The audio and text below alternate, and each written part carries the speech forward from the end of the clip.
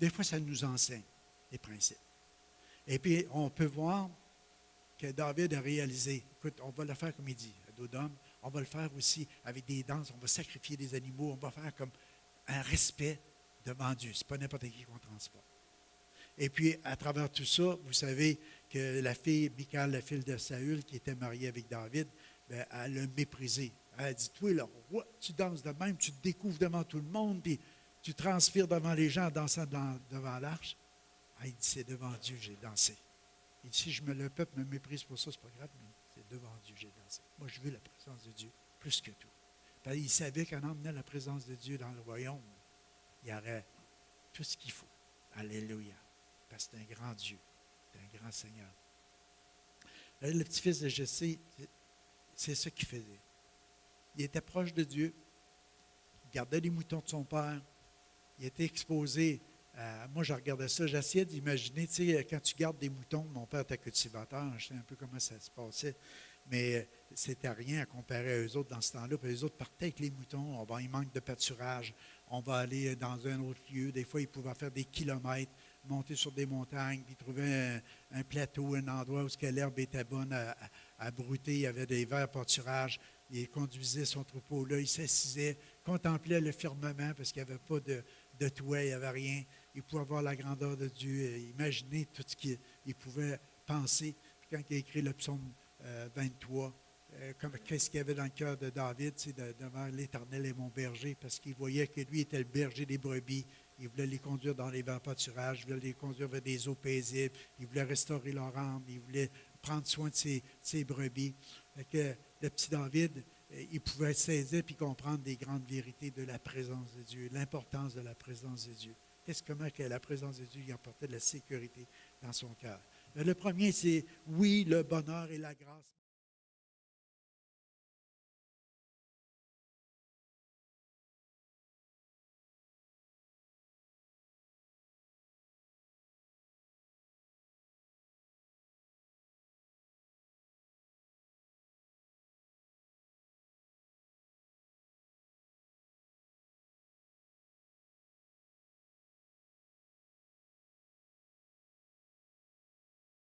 Pressé par le bonheur puis la grâce de Dieu qui nous accompagne tous les jours de notre vie. Parce qu'on aime la présence de Dieu. Parce que l'Éternel est notre berger. Parce qu'il prend soin de nous autres. On est pressé dans les bras du Père. Alléluia. On est pressé dans cet amour-là de Dieu. Amen. Alléluia. Moi, j'aimais l'image. C'est pour ça que j'ai mis cette image-là d'un petit enfant là, qui est pressé chaque bord.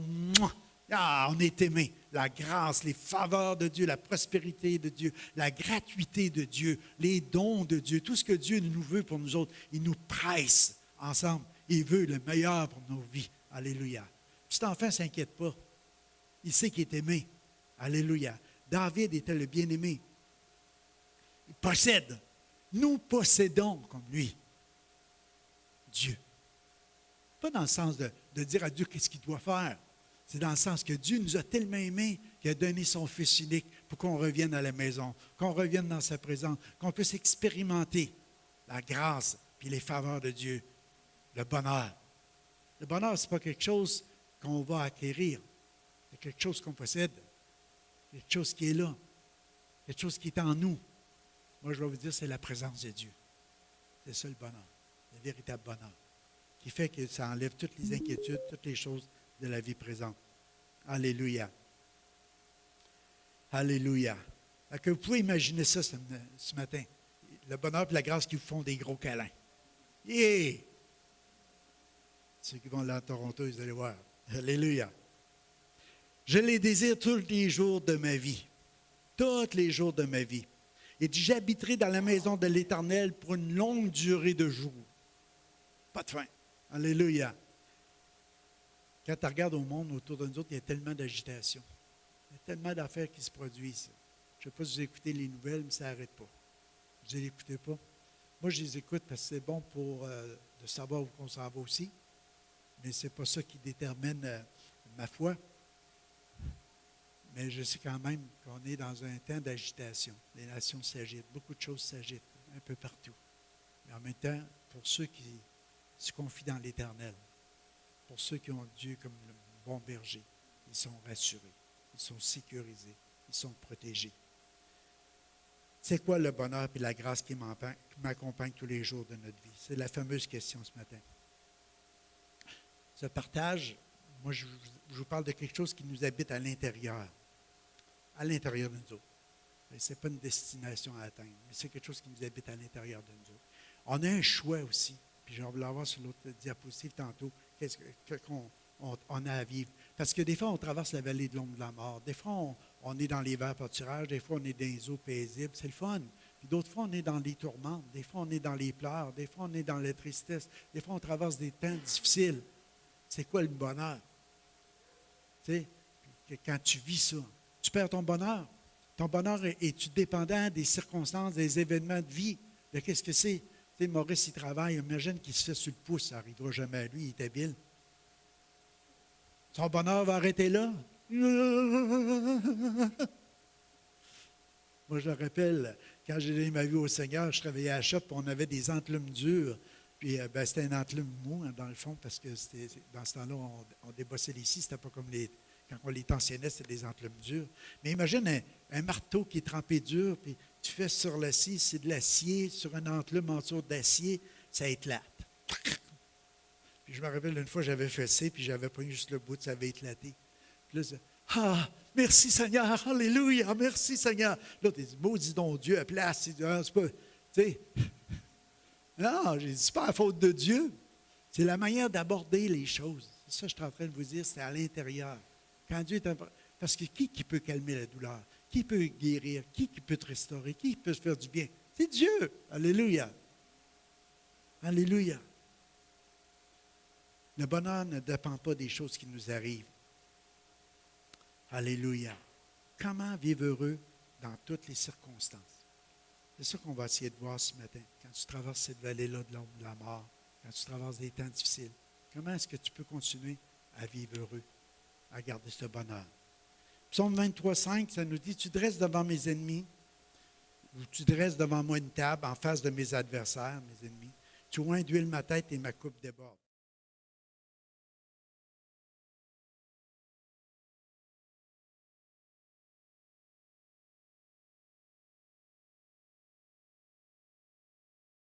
Il y en a un gars qui arrête, mais le bonheur, c'est quoi que ce soit qui arrive dans ta vie, tu continues à avancer. Tu continues à avancer avec le Seigneur. Dans toutes sortes de situations. Que ça allait bien, que ça allait mal, tu continues à avancer. Tu continues à confesser. Tu continues à te déclarer un cri du cœur. Oui, le bonheur et la grâce m'accompagneront tous les jours de ma vie. Alléluia. Je me sens pressé, je me sens câliné, je me sens, dans les bras. Bonheur et la grâce. Faveur de Dieu, imméritée, je ne la mérite pas. C'est la grâce de Dieu qui se manifeste. C'est ça qui me fait mon bonheur. C'est la présence de Dieu. Vous savez, David a vécu vraiment des temps difficiles dans sa vie. Ça n'a pas toujours été facile comme roi, même avant. Pensez juste au début, il y avait des ours, des lions qui attaquaient le troupeau.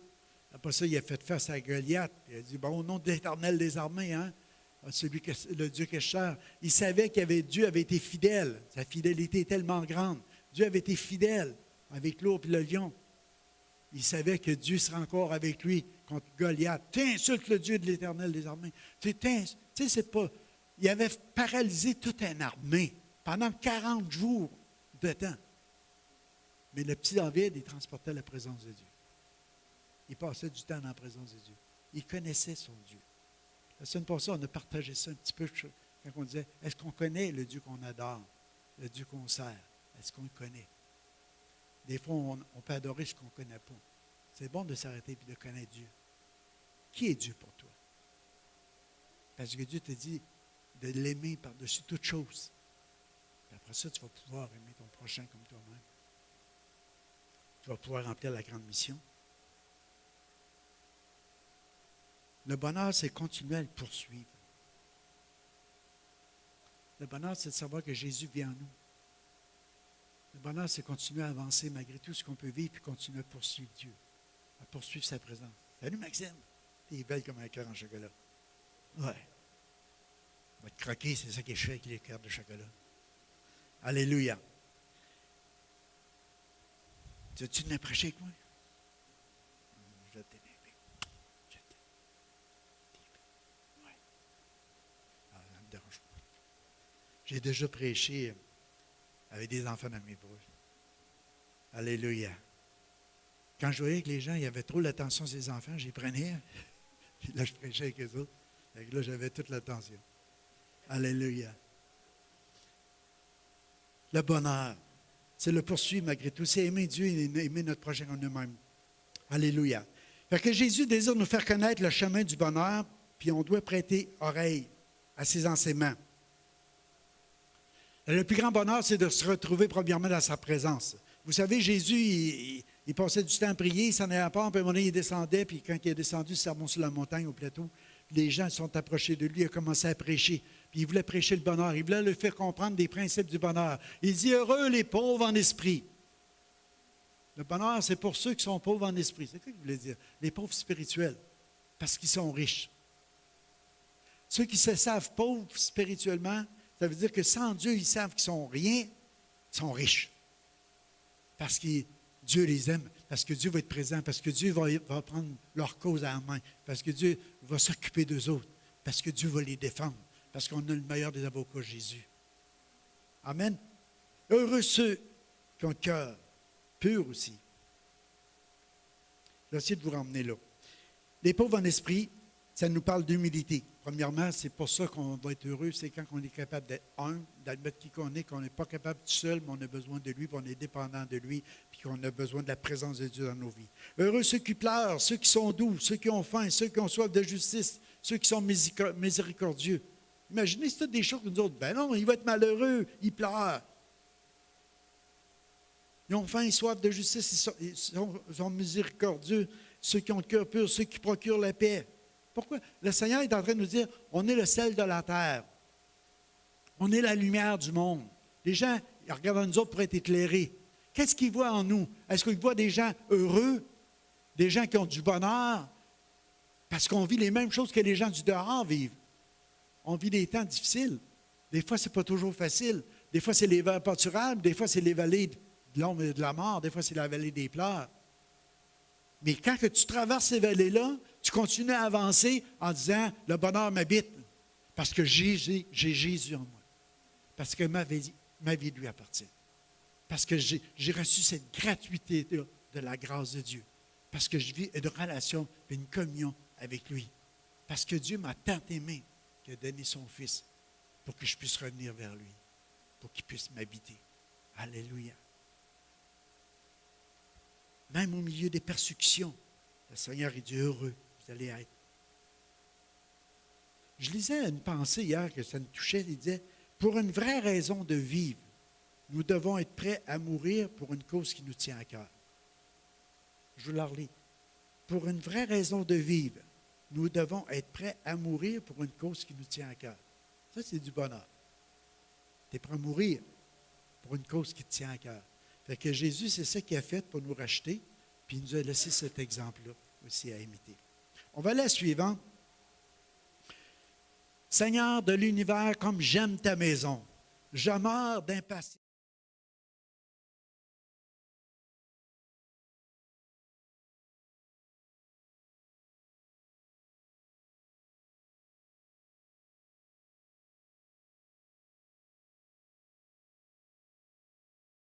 Pour nous autres, les enfants de Dieu, notre bonheur, c'est d'aimer le séjour de sa maison. C'est comme on est une biche qui soupire après les courants d'eau. Hey, j'ai soif du Dieu vivant. Quand est-ce que je vais paraître devant ta face? Quand est-ce que je vais me trouver dans ta présence? Seigneur, j'ai soif de toi, j'ai faim de toi, je veux plus de toi. Je veux être dans ta présence. Alléluia. J'aime le séjour de ta maison. Pensez à l'exil. Quand ils ont écrit ce psaume 84, les gens ils avaient été déportés, ils étaient là. Mais en même temps, ils étaient là-bas, puis ils sentaient un vide intérieur parce qu'ils étaient loin de Jérusalem, ils étaient loin du temple, ils étaient loin de la présence de Dieu. Puis, à quelque part, à l'intérieur, il y avait ce vide-là. Mais il disait, on se met en marche, on revient. On revient. Il y avait une joie pour revenir. Parce que j'aime le séjour dans tes maisons. J'aime mieux passer un jour dans tes parvis que 1000 ailleurs. J'aime mieux me tenir sur le seuil, même pas à l'intérieur, dans le lieu saint ou dans le lieu très saint, mais sur le seuil, que d'habiter parmi les tentes de la méchanceté, avec des gens sans foi ni loi. C'est ça qui fait notre bonheur, parce qu'on aime la présence de Dieu. On veut la présence de Dieu. On désire la présence de Dieu. Parce que c'est dans cette présence-là, on a tout ce qu'on a besoin. On a les verts pâturages, on a les eaux paisibles, on trouve le repos. Puis si on traverse la vallée des pleurs, bien, la force augmente pendant qu'on traverse. Au lieu de s'affaiblir, nous autres, on augmente en force quand on vit des épreuves. Alléluia. C'est toute une différence. C'est pour ça que le bonheur nous habite. Si Dieu est pour nous, qui sera contre nous? Alléluia. Alléluia. Je vais vous lire un petit peu. Même le moineau, 83, 4.3, même le moineau trouve un abri où l'hirondelle a un nid, où mettre ses petits près de tes autels. Seigneur de l'univers, mon Dieu, mon roi. Alléluia. Tu sais, Jésus a dit, même pas un seul d'entre eux ne tombe à terre sans le consentement de notre Père. Un petit oiseau. Imagine le temple, la grandeur du temple, et à un moment donné, vous savez comme sont les oiseaux, les hirondelles, ou chez vous, ça t'est déjà arrivé, ils viennent à bout de se trouver un endroit qui rentre en dessous de la corniche, puis ils vont faire le petit, ils vont faire le nid pour déposer leurs œufs pour avoir un petit. Il dit, même l'hirondelle trouve un endroit. Tes autels, il y a un endroit pour toi, il y a un endroit pour moi, il y a un endroit pour chacun de nous, une place que Dieu a prévue d'avance, où est-ce que tu vas te sentir en sécurité. Alléluia. Penses-tu que si Dieu s'inquiète pour les moineaux, qu'il n'y a pas un qui tombe à terre quand il sache comment il t'aime, comment il veut te protéger, te bénir, prendre soin de toi? C'est ça notre bonheur, c'est de savoir que Dieu nous aime. Il dit, heureux ceux qui habitent chez toi. Ils peuvent t'acclamer sans cesse. Heureux ceux qui trouvent chez toi un refuge et qui ont encore ce pèlerinage. Quand ils passent par la vallée de Beaumien, ou la vallée de Bacan, ou la vallée des Pleurs, ils la changent en oasis, et même le puits d'automne la couvre d'étangs. Tu sais, la vallée des Pleurs se couvre plein de sources. Il sort plein de richesses de tout ça. Plein de bénédictions de toutes les épreuves que tu peux traverser. Parce que tu vas trouver un refuge dans le cœur du Père. Un endroit. Une petite place, comme l'hirondelle qui a déposé son œuf.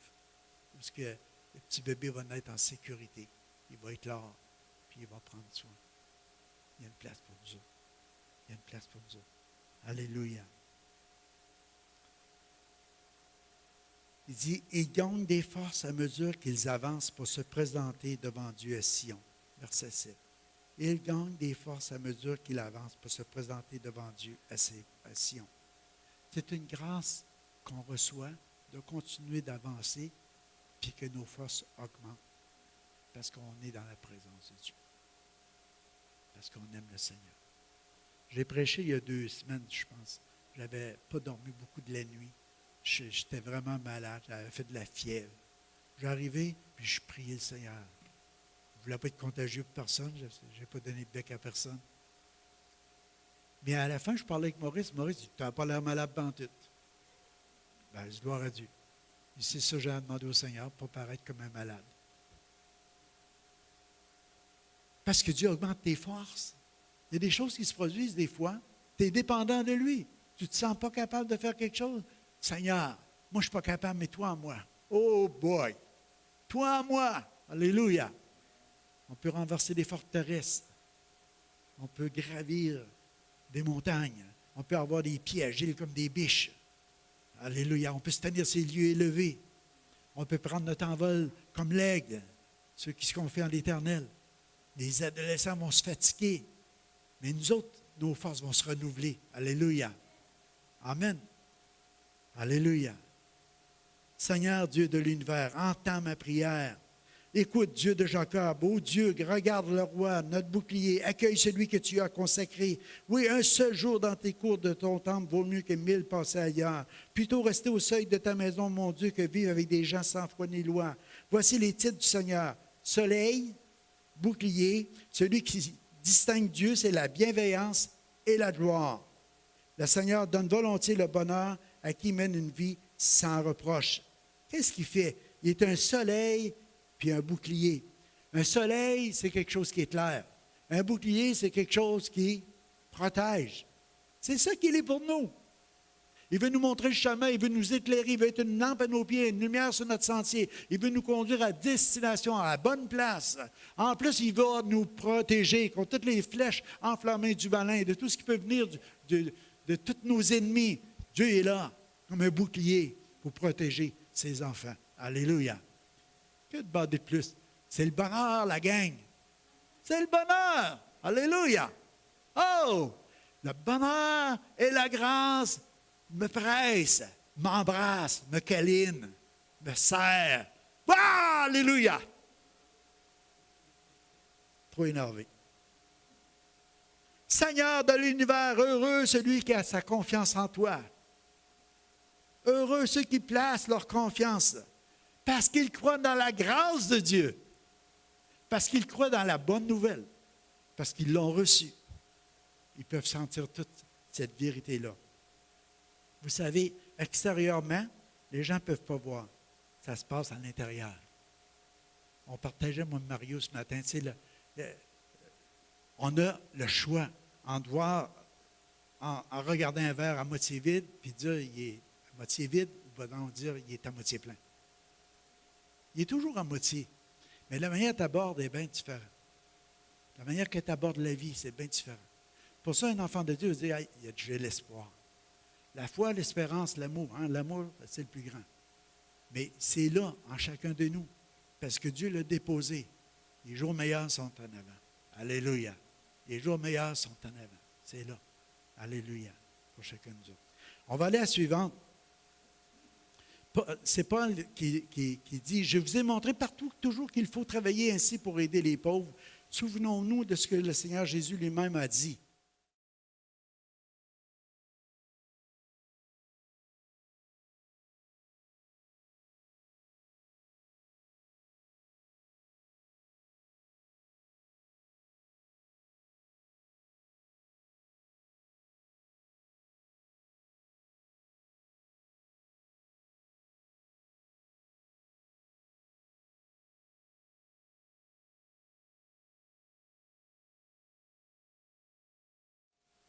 Tu as quelque chose, tu as reçu. Je réalisais, Jésus dit, heureux ceux qui sont pauvres en esprit, parce qu'il faisait réaliser qu'on devait recevoir la vie. Il y a des fois, on va être heureux d'être pauvre quand on doit recevoir de Dieu ce qu'on peut avoir puis qu'on peut donner. Puis on va avoir une joie de le donner, de le transmettre après. Paul, il n'a jamais été à charge de personne. Il n'a pas essayé de dire qu'il parlait des biens matériels. Mais quand il disait qu'il avait plus de joie à donner qu'à recevoir, toute sa vie, la seule chose qu'il voulait, c'est de transmettre ses richesses spirituelles. Tout ce qu'il avait reçu de Dieu, il voulait le transmettre. Puis il voulait se rendre jusqu'au bout comme ça, en partageant la bonne nouvelle. C'était sa mission, c'était son désir. Il dit, je ne veux pas être à la charge de personne. Mais de l'autre côté, je veux partager tout ce que j'ai reçu avec tout le monde.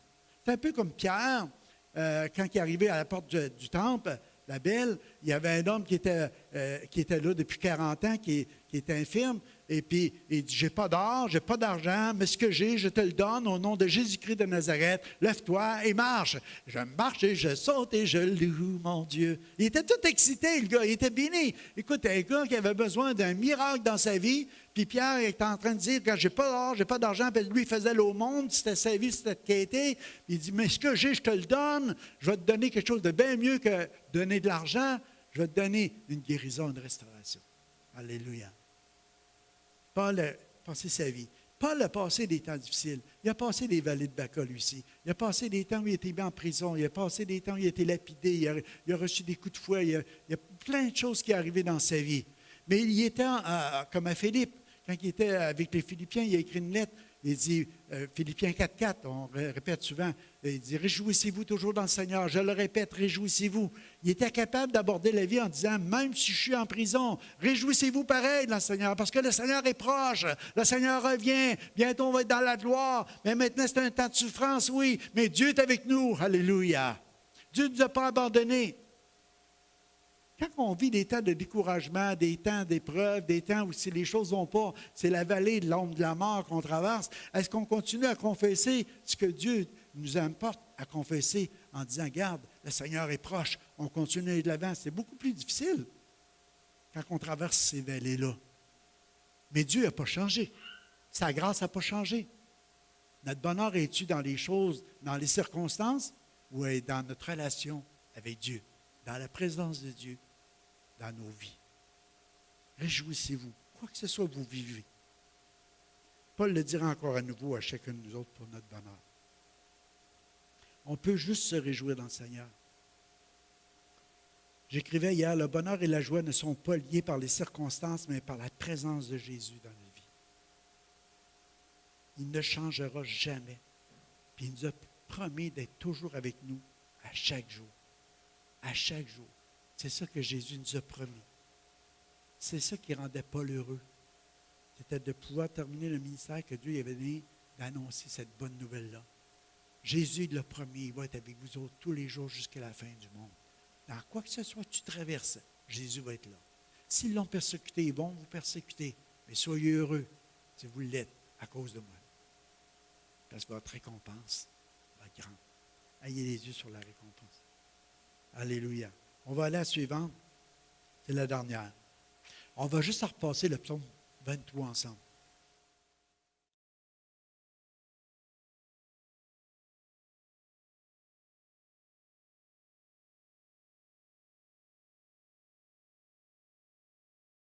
On le lit quand on est dans le temps de jeûne et de prière. On le lit quand on passe des temps difficiles. Parce qu'il nous rassure. Parce qu'il nous rassure. Alléluia. Nous avons reçu la grâce et le bonheur de notre berger. Qu'est-ce qu'il a fait Jésus? Il a donné sa vie pour qu'on soit dans l'abondance. Il dit, l'Éternel est mon berger, je ne manquerai de rien. Il me fait reposer dans des verts pâturages. Il m'a conduit vers des eaux paisibles à cause de son nom. Alléluia.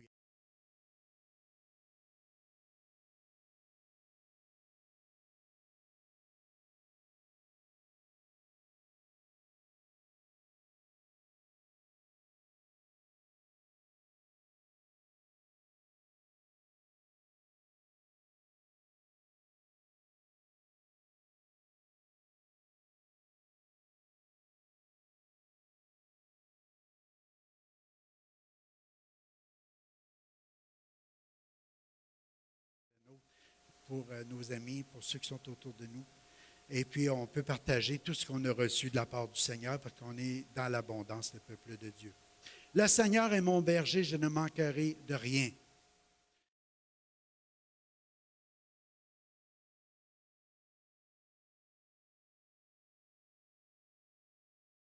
Que Jésus. Moi, je ne peux pas. Fait que, il n'y a rien de meilleur pour chacun de nous autres de savoir que Jésus, c'est notre berger. Moi, j'appelle ça le bonheur total. Jésus, mon berger. Fait que David, quand il a écrit ce psaume-là, il vivait quelque chose avec Dieu, mais nous, en ayant Jésus en chacun de nous, on réalise tout à coup, l'Éternel est mon berger, je ne manquerai de rien. Puis là, on voit avec Jésus le chemin, la vérité et la vie, comment il nous a ouvert les portes pour un retour à la maison du Père. Puis on est dans cette maison-là où on a l'abondance dans sa maison. Et puis, on peut être béni de toute bénédiction dans les lieux célestes en Jésus-Christ. Amen. Fait que c'est le bonheur total. Un berger.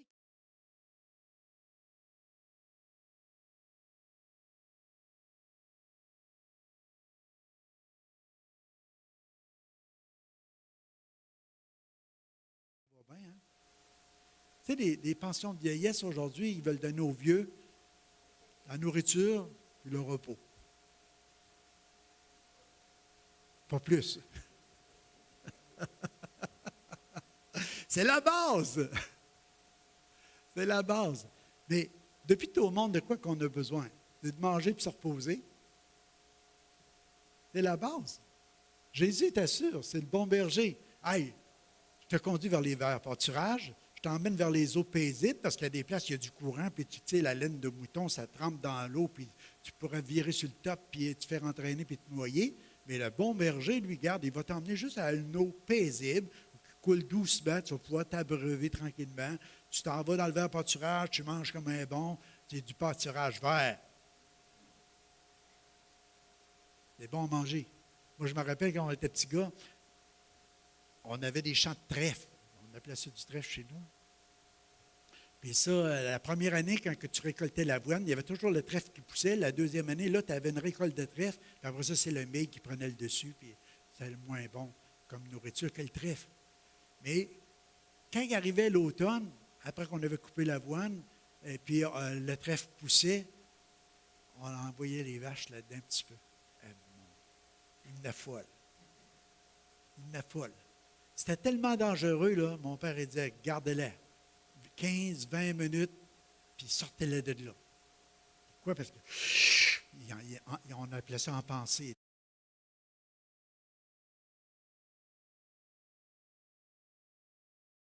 Ils pouvaient en mourir. Mais eux autres, ils se régalaient. Ils aimaient ça. Ils mangeaient, ça du vert pâturage vert. Ça, c'était bon pour donner du lait à profusion. Mais pour eux autres, c'était dangereux. Il fallait les surveiller. Mais j'ai essayé d'imaginer un bon berger qui dit, garde, on ne peut rien brouter. Moi, j'ai été en Israël, j'ai été sur les montagnes, je regardais. Puis je disais, il me semble qu'il n'y a rien à manger là. Tu sais, c'est comme du sable jaune. Tu sais, la terre, ça a l'air dur, tu arrives, puis tu fesses là-dessus, c'est comme du roc, mais ce n'est pas du roc, c'est quand même malléable. Puis si tu regardes de bien de proche, tu vois un petit peu d'herbe qui passe à travers ça. Puis c'est ça que les boutons. Mais en même temps, c'est riche parce qu'il y a toutes sortes d'affaires que je ne connais pas, là, mais dans comment on dit ça, dans cette pierre-là, mais à travers l'herbe qui pousse, ça devient riche. Pour eux autres, c'est bon. Mais quand ils les emmenaient dans les verts pâturages, ils les emmenaient plus loin au lieu de brouter juste puis essayer d'arracher la racine l'herbe par la racine. Il n'y avait pas grand-chose. Ils les emmenaient où il y avait les verts pâturages. Puis dès qu'ils arrivaient là, les moutons sont heureux. Tu sais, même s'ils étaient éloignés, ils faisaient des petits parcs. Le soir, ils les rassemblaient pour protéger contre les loups qui pouvaient venir ou attaquer le troupeau. Mais lui, il se couchait à la porte. Là. Tu sais, mettons, il faisait comme un abri semblable à ici avec des branches, n'importe quoi. Puis il y avait un trou, puis les moutons rentraient par là. Puis lui, il se couchait à la porte. Jésus dit, je suis la porte. Hein? Fait que ceux qui veulent entrer, ceux qui sautent par, c'est les brigands, mais ceux qui passent par la porte, c'est le bon berger. Il aime ses brebis, il protège ses brebis, il ne veut pas que les loups viennent les attaquer. Il a un œil sur eux autres. Puis à chaque fois que les brebis passaient, il pouvait s'asseoir, puis il les inspectait, puis il checkait la laine sur la tête, puis il disait, oh, il y a une blessure, celle-là, il y a une ronce, on va y arracher, on va y mettre de quoi pour la guérir. Il a laissé, oh, elle a mal une patte, oh, il est arrivé telle affaire. Il pouvait toutes les inspecter une par une, les laisser passer. Il avait du repos, il se reposait toute la nuit. Le matin, il ressortait, il l'envoyait dans les verts pâturages, il les conduisait vers des eaux paisibles. La nuit arrivait, il les remettait en sécurité. Il y avait un travail qui était là, du bon berger. Puis notre bon berger s'occupe de nous. Il s'occupe de chacun de nous autres. Alléluia. On est bien plus précieux que des petits moutons. Alléluia. C'est Monsieur Bonheur et Mme Grâce qui nous pressent avec Jésus. Alléluia. Un berger qui nous soigne quand nous sommes blessés, quand nous sommes malades, quand nous sommes en danger. Il est toujours là pour nous protéger et nous conduira par le bon chemin. Nous pouvons lui faire confiance en tout. Je ne redoute aucun mal avec lui. Il nous réconforte. Il verse de l'huile sur notre tête. Notre coupe déborde. Vous savez, quand il traversait la vallée de l'ombre de la mort, c'était des précipices. Quand tu vas lire des commentaires, des choses de même. Puis la brebis, bien souvent, elle en avait tout le temps qui traînait en arrière du troupeau. Ben non, ça se pressait trop. Il y en a une qui venait en équilibre pour tomber. Il prenait sa houlette, puis il l'accrochait avec le rond. Par le cou, puis il attirait, elle sortait de là. Il disait le bâton, des fois, c'était seul qui était plus difficile un peu. Des fois, il pouvait même leur casser une patte parce qu'elle ne voulait pas suivre. Puis pendant qu'elle guérissait, elle apprenait à aimer son berger, qui se collait sur lui. Et ça, c'est des histoires qu'on a entendues des fois. Pour dire la relation qui existait entre un berger et son troupeau. Parce qu'il aimait son troupeau, il aimait ses brebis. Dieu nous aime. Alléluia. C'est le bonheur et la grâce qui nous accompagnent parce qu'on a Jésus comme un bon berger qui veut s'occuper de chacun de nous autres. Puis il nous connaît en détail. Il prend le temps de nous inspecter. Et si c'est quoi qu'on traverse, et si c'est quoi qu'on vit. Puis ce qu'il veut, c'est d'avoir des brebis en santé. Amen. Alléluia. Alléluia. Le bonheur nous accompagne tous les jours de notre vie à cause de sa grâce. Nous pouvons vivre les verts pâturages, l'eau paisible, le repos. Nous pouvons vivre la vallée sombre des larmes parce que Jésus, notre berger, est avec nous autres. Le bonheur va être là. Parce qu'il est auprès de nous. Il ne nous abandonnera jamais. Il va nous accompagner tous les jours. Nous pouvons savourer sa présence. jusqu'à la fin de nos jours, on peut savourer la présence de Dieu. C'est quelque chose de merveilleux. Amen. Ça ne va pas être plus long que ça ce matin, mais savourer la présence de Dieu. Hey!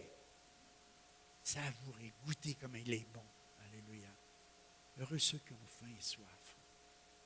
Avez-vous faim et soif de sa justice, de vivre une vie qui est juste, une vie qui est exemplaire, une vie qui marche sur les traces du Seigneur. Paul, il pouvait dire, soyez mes imitateurs comme je le suis moi-même de Christ. Paul, il a dit, il y a plus de joie à donner qu'à recevoir. Mais pour pouvoir donner, il faut avoir reçu. Et pour recevoir, il faut se mettre en état de recevoir. Alléluia. Il faut démontrer qu'on a une faim et soif de Dieu. On veut plus du Seigneur. J'aimais ce que Joël disait ce matin. Il faut dire, Dieu, souffle sur les braises. Alléluia. Rallume le feu encore. Rallume le feu encore. J'ai tellement besoin de plus, Seigneur. Tellement besoin de plus. Ce n'est pas de vivre ce qu'on a vécu hier. C'est de vivre ce qu'on a à vivre aujourd'hui. Je n'ai rien contre le fait qu'on fête 25 ans à Toronto. Hein, c'est pas ça que je veux dire. Mais ce que je veux dire, on n'a pas essayé de copier quelque chose qu'on a vécu il y a 25 ans.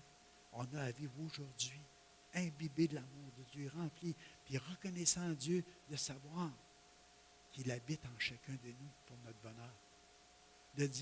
De savoir que M. Bonheur et Mme Grâce nous pressent. Alléluia.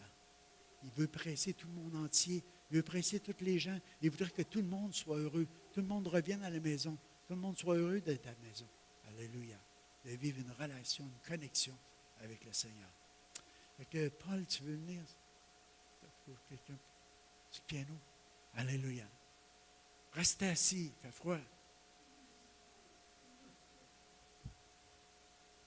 Mais j'aimerais ça ce matin.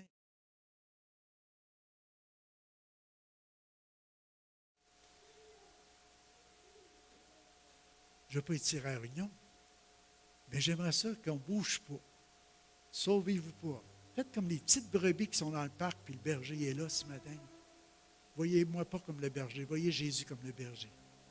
Puis pendant qu'on va jouer la musique tranquillement, j'aimerais juste qu'on rouvre nos cœurs. Juste à réaliser le bonheur et la grâce qui nous accompagne à chaque jour. Tu traverses la vallée des pleurs, la vallée de Baca, une vallée difficile, une vallée de détresse. Mais en même temps, tu es peut-être dans les verts pâturages, dans les eaux paisibles. Les deux extrêmes. Peut-être tu y vis en même temps. Je ne sais pas ce que tu en es ce matin. Mais je te dis une chose, c'est que le bonheur et la grâce veut te presser ce matin. Veut te cajoler, veut juste venir dans ta vie, se manifester. Il veut que tu réalises le bonheur qu'on a d'avoir Jésus dans nos cœurs, de posséder Jésus, de savoir qu'on est bien-aimé de Dieu, de savoir que Dieu nous aime. David, c'était son nom, bien-aimé. Mais Dieu voudrait qu'on puisse le réaliser ce matin, qu'on est tous des bien-aimés de Dieu. Nous sommes tous ses enfants bien-aimés. Il veut mettre toute son affection à chacun de nous. Il veut tous nous couvrir d'amour. Il veut tous qu'on ressente ce matin qu'il veut nous posséder. Alléluia. Dans le sens du mot, il veut nous habiter. Il veut nous remplir de bonheur et de grâce. Il veut nous presser. Tu es découragé, tu es déprimé. Dis-le au Seigneur ce matin. Oh, berger, mon bon berger, je souffre. J'ai mal. J'ai besoin que tu penses mes plaies. J'ai besoin que tu me mettes un peu d'huile. J'ai besoin que tu regardes un peu à ma vie. J'ai besoin que tu me touches. J'ai besoin de sentir que tu es là. Tu es le seul que tu peux me guérir, me restaurer, me faire du bien. Oh, mon bon berger, j'ai soif. Emmène-moi aux eaux paisibles. Je veux boire. J'ai besoin de me désaltérer. Je me sens tellement sec dans tout ce que je traverse. J'ai besoin de boire au fleuve d'eau vive. Tu as peut-être besoin de manger aussi ce matin. Il y a des verts pâturages pour toi. Mais je sais qu'il y en a qui sont ici ce matin, ils ont besoin de repos. Ils ont besoin de se reposer en lui, de s'abandonner à lui, de mettre toute leur confiance en lui, d'arrêter de s'agiter comme le monde s'agite et de dire, j'ai un bon berger qui s'occupe de moi. Je n'ai pas à me soucier pour demain. Chaque jour suffit sa peine. Je vis pleinement aujourd'hui près de mon berger, de celui qui m'aime. Repose-toi sur lui ce matin. Mets toute ta confiance en lui. C'est le bon berger. Il nous connaît chacun de nous. Et c'est notre plus grand besoin. Il veut le combler ce matin. Oh Père, je te prie ce matin. Va au-delà de tout ce qu'on peut penser et demander. Je veux que les gens partent d'ici sécurisés ce matin, éclairés. Parce que tu es un soleil et un bouclier. La bienveillance, c'est ton nom. Tu aimes exercer ta bonté, puis tu es fidèle. Qui est fidèle comme toi? C'est ton nom, fidélité. C'est dans ta nature, fidélité. Tu restes fidèle à chacun d'eux. Malgré nos infidélités, toi, tu demeures fidèle. Mais ce matin, on est rassuré par ta voix. Et si quelqu'un entend ma voix, des fois, il frappe à la porte de notre cœur. On a juste à ouvrir la porte. Il veut venir souper avec nous, il veut venir prendre du temps avec nous. Il veut rester dans notre maison. Ah, j'aime le séjour de ta maison. J'aime le lieu où ta gloire habite. J'ai soif et faim de toi, pour plus de toi. Continuez ce matin, simplement à parler au Seigneur, à le laisser aussi vous parler, à échanger avec lui. Je vous encourage pendant tout ce bon temps qu'on a ce matin, de vous décharger sur lui de vos fardeaux, de vos problèmes, de vos soucis. Vous puissiez partir d'ici, reposer en lui, sécurisé en lui, nourri en lui. Soyez bénis ce matin. Alléluia.